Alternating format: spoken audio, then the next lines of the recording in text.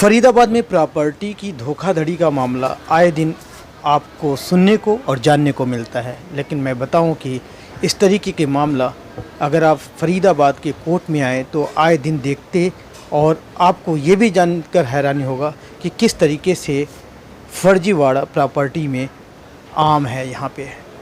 जिस तरीके से आज एक मामला आपके नॉलेज में, आपके संज्ञान में ले आना चाहता हूँ। मैं बताऊँ कि कहीं ना कहीं अक्सर आपको प्रशासन की ढुलमुल रवैया या फिर प्रशासन की मिली भगत भी सामने ऐसे ही उजागर होता रहता है। दरअसल मेरे सामने एक महिला बैठी हुई है।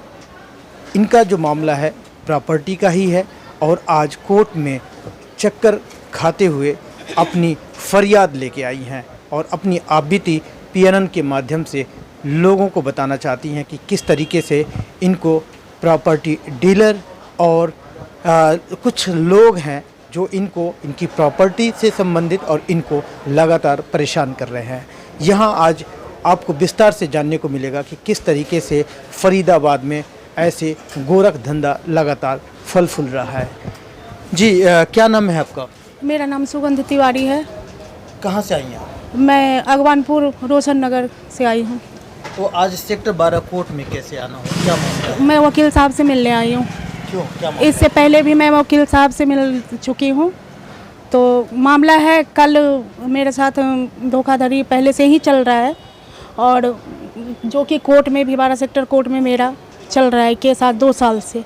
सौरभ उपाध्याय नाम का इंसान है जो कि मेरे घर में घुसा और घुस के बदतमीजी करने लगा। मैं कि भैया क्या बात है, कौन हो, क्यों घुसे हो?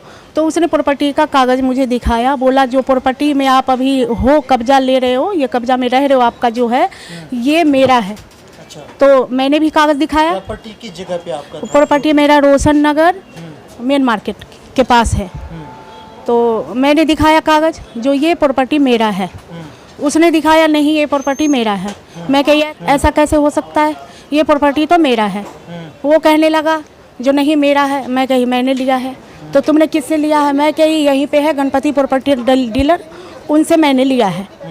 तो उसने सेम ही डेट का, जिस दिन का मेरा कागज़ बना हुआ है उसी दिन सेम डेट का पेपर उसने मुझे दिखाया। मैं कही ये तो फिर गलत है ना, ये तुम कहाँ से लाए हो नहीं लाए हो ये तुम जानो, ये मुझे पता नहीं है। अगर मेरा है तभी तो आज इसमें 5 साल से मैं रह रही हूँ, मेरा कब्जा है, इसमें मेरा काम चल रहा था। अभी 2020 से मेरा कोरोना काल से फैक्ट्री बंद है जो कि सुबह में स्टील फर्नीचर के नाम से उसमें मेरा फैक्ट्री चलता था, 2020 से बंद है। तो अब ये तुम्हारा कैसे है? मैंने उससे बोला, उसने गाली गलौज देना चालू कर दिया। उस समय भी उसने मेरे किराएदार को भी, मुझे भी गाली गलौज दिया, अभद्र व्यवहार किया।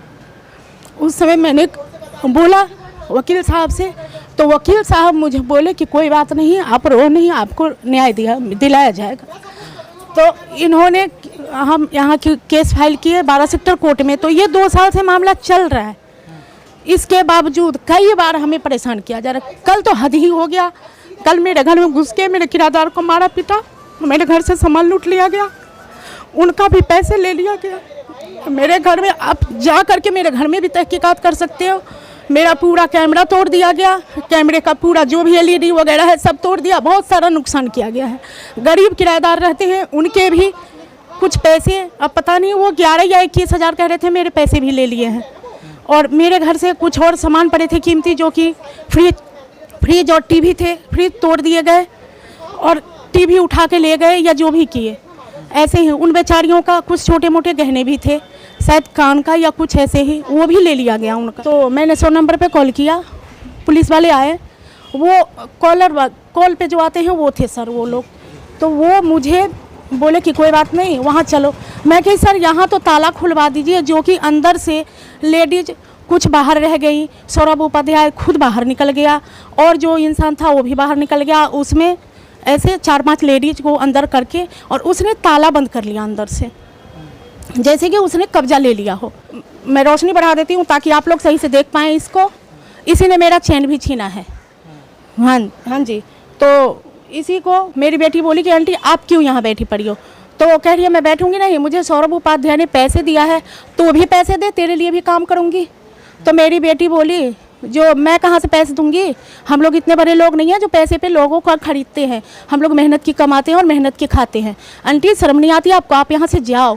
तो इसने मेरी बेटी को चाटा मारी। मुझे पूरा दिन वहाँ चौकी में रखा गया। उसके बाद हम लोगों का मोबाइल भी ले लिया गया, मेरा मेरे बेटा का दोनों का मोबाइल ले लिया गया। सर बोले कि मोबाइल जमा करो। उसके बाद से शाम हो गई, रात हो गई, वहाँ पे 7 बज गए।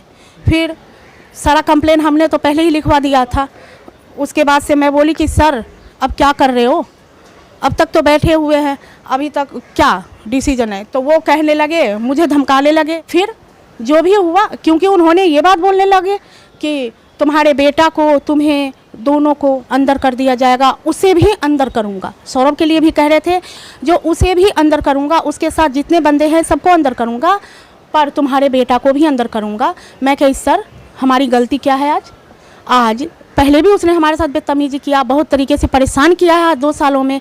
फिर भी मान लिए उसको तो आप लोग एक बार भी अंदर नहीं किए अब तक, और मेरे बेटा को जो कि पढ़ने लिखने वाला बच्चा है उसको, और आप मुझ लेडीज़ को जो कि मैं बार बार आपके पास आ रही हूँ, तो आप मेरा कंप्लेन ना लेके उसका कंप्लेन पहले ले लेते हैं, क्योंकि मैं पैसे नहीं दे रही हूँ। मैं गरीबी इंसान हूँ, मैं पैसे कहाँ से दे पाऊँगी? तो ये तो गलत है सर। फिर मैंने बोला, कितना बोलने के बाद वो कहने लगे कि चल तो कोई बात नहीं है, ठीक है कॉम्प्रोमाइज़ कर। फिर हमने सोचा, मेरा बेटा भी बोला कि हम लोगों का कोई हेल्प करने वाला वहाँ नहीं था। मेरा बेटा बोला कि मम्मी चलो कोई बात नहीं, सर जैसे कह रहे हैं कि कोई बात नहीं, हमने आपको मकान पे तो कब्जा दिलवा ही दिया, क्यों बात को आगे बढ़ा रहे हो? तो मम्मी छोड़ो इन चीज़ों को। तो मैंने छोड़ दिया, कॉम्प्रोमाइज़ कर लिया। जिस तरीके से आप जिस प्रॉपर्टी डीलर से लिया, तो आपने उससे नहीं रब्ता किया कि भाई मुझे भी आपने प्रॉपर्टी बेचा है, दूसरा जो बंदा आप सौरभ बता रही हो उनको भी बेचा है? तो इस तरीके से आज तक जिनसे मैंने लिया उन्होंने एक बार भी मुझसे आके कुछ भी आज तक उल्टा एक शब्द भी नहीं कहा है। अब वो बंदा आ रहा है, हमने यहाँ कागज दिखाया वकील साहब को, तो वकील साहब बोले कि फर्जी कागज है। बुलाया गया था वहाँ पे। किसने बुलाया था? वही गणपति प्रॉपर्टी जो डीलर का वो ऑफिस है, वहाँ पे हमें तो कागज बना के सुरेंद्र के नाम से दिया गया है, तो हम तो सुरेंद्र का ही नाम लेंगे। तो वहाँ पे बुलाया गया, और जो उनके स्टाफ हैं वो काम करने वाले हैं, तो वही बुलाए थे मुझे। अब इतना नाम नहीं है मुझे याद। कब बुलाए थे? ये बुलाए थे 2020 में। अच्छा। 2020 के मार्च या ऐसे ही था, फरवरी ऐसे ही बुलाए थे। बोले जो आपका कागज बनना है आ जाओ, साइन कर जाओ। तो मैंने साइन कर दिया। मुझे क्या पता साइन कहाँ किया, किस पे किया? साइन किया था मैंने पेपर पे ही किया था, पर कुछ पेपर पे कुछ लिखे भी थे, कुछ पेपर ब्लैंक थे, उस पर कुछ भी लिखा हुआ नहीं था। अब मेरे उस साइन को कहाँ कहाँ इन्होंने गलत जगह पे प्रयोग किया है, क्या किया है मुझे मालूम नहीं। सौरभ उपाध्याय का नाम जानती हूँ, वो और जो भी थे लेडीज़ थे, सौरभ उपाध्याय की पत्नी भी थी, और ये जो लेडीज़ दिखाई हुई ये भी थी। इसने मुझे मारा भी, ये सब जब मारा इसने, देखिए नाक पे मेरे स्वेलिंग भी है, मेरे चेहरे पे स्वेलिंग, नाक पे चोट आई है मेरे, जो कि आप देख सकते हैं। और इस तरीके से मेरी जब मुझे मारी, मेरी बेटी बीच में गई, जो कि मैं अभी गई हूँ बीके हॉस्पिटल, उसमें जा कर के मैं दिखवाई भी हूँ। मुझे मारी है यहाँ, तो यहाँ तो निशान आ गए हैं। उसके बाद से मुझे धक्का दी है, मैं फिर उठी हूँ, फिर मुझे धक्का दिया गया है, उसकी वजह से मुझे शरीर में भी पूरे दर्द है जी। अब जब कोर्ट आई है तो क्या बताया गया, क्या आपसे वकील ने कहा है? वकील बोले हैं जो कोई बात नहीं, जब अगर इस तरीके की बात हो रहा है आपको कि क्योंकि यहाँ पे तो आपका चल ही रहा है केस, उसके बाद भी अगर हो रहा है तो आप अपना क्या करना चाहती हो वो आप देखो। जब भी मैं आपको बुलवाई हूँ कि एक बार यहाँ तो जो भी हो रहा है वो हो ही रहा है, मैं उनको एक बार मीडिया में भी मैं इस चीज़ का जानकारी देना चाहती हूँ, क्योंकि आगे मेरे बच्चों को जान माल, मेरे पति सबको धमकी दिया जा रहा है कि तुम्हारे सारे फैमिली को मार दिया जाएगा, तुम्हें घर में बंद करके जला दिया जाएगा। हमारा बच्चा पढ़ने लिखने वाला है, हमेशा बाहर जाता है, जहाँ मर्जी जा सकता है, हम घर में बंदी करके कितना रख सकते हैं। वकील साहब, एक मामला है अगवानपुर का, जिस तरीके से महिला लगातार परेशान है, सेक्टर 12 कोर्ट में आके न्याय की मांग कर रही हैं, तो किस तरीके से आपके साथ में आप कैसे उनको सपोर्ट कर रहे हैं इस केस में? देखिए, ये मामला मेरे पास आज से 2 साल पहले आया था, जिसमें इन्होंने बताया था कि किसी डीलर ने इनके ब्लैंक दस्तावेजों पर हस्ताक्षर करवा करके एक फर्जी जीपीए वगैरह डॉक्यूमेंट रेडी करें। वो मामला ऑनरेबल कोर्ट में ट्रायल पर है, पेंडिंग है, और कोर्ट ने उनको WS के लिए लास्ट चांस दे रखा है, इस डेट पर उन्हें फाइल करना है। इसी बीच में जो इसमें डिफेंडेंट है वो इनको बार बार मेंटली हराश करने के लिए इनके against fake and false FIR register करवाने की कोशिश करता है, कंप्लेंटें भेजता रहता है। कल मेरे पास इनका फ़ोन आया मॉर्निंग में कि इनके घर में जबरन कुछ लेडीज़ों को लेकर के वो व्यक्ति घुस गया है।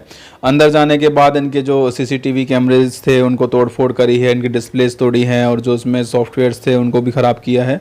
इसके साथ ही साथ घर में से कुछ ज्वेलरी जो है वो चोरी कर ली गई है, कुछ कैश उठा लिया गया है, जिसकी कंप्लेंट मैंने इनको कंट्रोल रूम में करने को कहा था। कंट्रोल रूम में कंप्लेंट के बाद पुलिस ने इनको कब्जा तो वापसी इनके मकान का दिलवा दिया, लेकिन उनके खिलाफ कोई सख्त कानूनी कार्रवाई नहीं की जो की जानी चाहिए थी। घर में जबरन घुसना, सामान में तोड़फोड़ करना और सामान को ले जाना।